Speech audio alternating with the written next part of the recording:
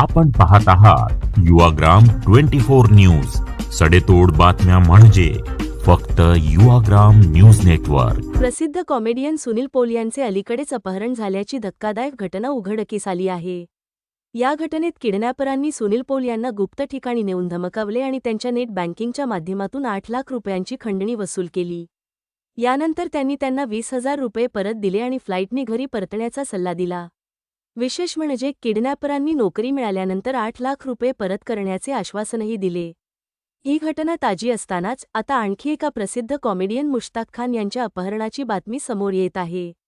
या प्रकारामुळे मनोरंजन क्षेत्रात एकच खळबळ माजली असून किडनॅपर कॉमेडियन आणि विनोदी कलाकारांना लक्ष्य करत असल्याचा संशय व्यक्त केला जात आहे।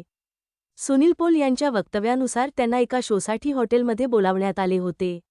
शोच्या ठिकाणी घेऊन जाण्याच्या बहाण्याने 2 व्यक्तींनी त्यांना गाडीत बसवले आणि डोळ्यांवर पट्टी बांधून एका गुप्त ठिकाणी नेले।